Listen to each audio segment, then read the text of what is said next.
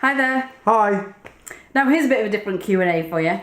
Just the other day, one of our clients asked us, I want to take my team, I want to do some team development. Should I take them 10-pin bowling? Is that a good idea? The short answer of that is no. No, it's not a good idea. And it's funny because it's a lot of things. One of the things that people think, oh, I'll take them 10-pin bowling, it'd be a really good idea. We've both done it before. We've both been part of teams who've done stuff like that before. Yeah. But it really isn't a good idea. No, now there's a number of reasons why it's not a good idea. The first one is it's really competitive.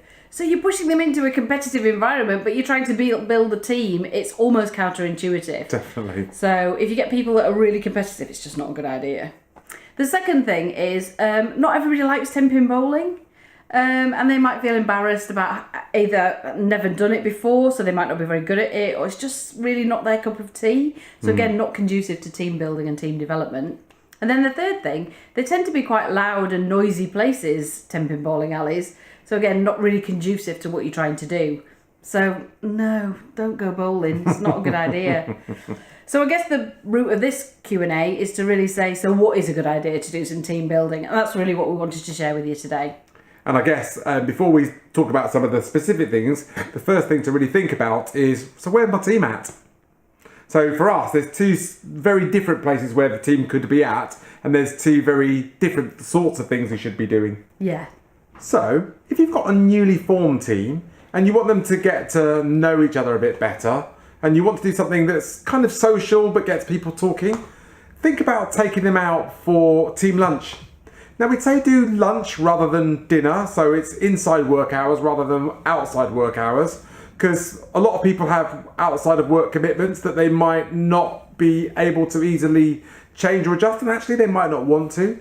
And then also think about where you're going for lunch. So for example, think about the food. I know that sounds a bit crazy, but actually if someone doesn't like a certain food, it's going to make them feel uncomfortable about going there. So for example, if Elizabeth's in your team, you wouldn't go for a Chinese, because Elizabeth doesn't actually like Chinese food. You might also want to think a little bit about the environment. If you're wanting people to talk and go and get a bit open and share some information about themselves, think about trying to find somewhere that's quite quiet at lunchtime. You don't want to go to one of those places that's really hustly and bustly. If possible, you might even find yourself asking if they've got a private dining room you could use, something like that. Almost simpler, actually, you might want to just use a team meeting to get the team to try and get to know each other a bit better. So, of course, give them a bit of forewarning, if you like, that you're going to do it. And just ask them to share some really simple information about themselves. It might be as, just some things that are really easy to answer, that's not going to put them under too much stress or pressure. So you might want to say, what's your favourite pastime? What do you love about your job? Or where did you grow up? Just some simple things that people will find it easy to answer. Now, conversely, if you've got a team that you think you've got issues with, so they're probably more of a more established team, and you know that there's some issues in there, but you can't really put your finger on what they are, but you think that doing some team development with them will be a good idea. The first thing you could do with them is use something like a profiling tool. So you might have heard of some of the really popular, famous ones like Myers-Briggs Type Indicator, MBTI as people refer to it as, or our personal favourite, which is the PRISM one based on neuroscience and brain mapping. All of those things have things in common, and they're about helping people to understand what their natural preferences are. And if you can do that as a team development exercise by getting people to understand themselves more and then looking at where there might be some natural clashes just because of the different preferences that people have within the team, that can be a really powerful exercise actually for a team.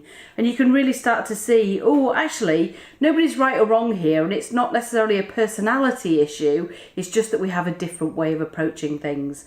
And then as a team collectively, you can start to form some strategies and some actions around, right, what we're going to do about it then. And obviously then play to each other's strengths as well. So that's one of the first things that we'd say, and it's really powerful. The only thing you've got to make sure is that you get somebody who's really qualified in some of those tools to be able to do the session for you and facilitate it. Otherwise it could get massively misrepresented. And with everything like that, you really need to have somebody who understands it well to make it work well. The second thing we'd advocate you doing is getting the team together and just saying, so, right, as a team, what do we do really well? And start to celebrate some of the things that you do really well. But then also think, what could we do better?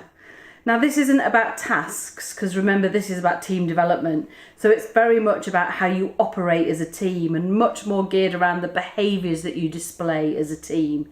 So really focusing on what are the good behaviours that we do, what do we do well, and what do we need to work on? And then again, form some action plan around what are we going to do to mitigate those things that we need to do better. So there you have it. Some simple things you can do, depending on where your team's at, to do some team development.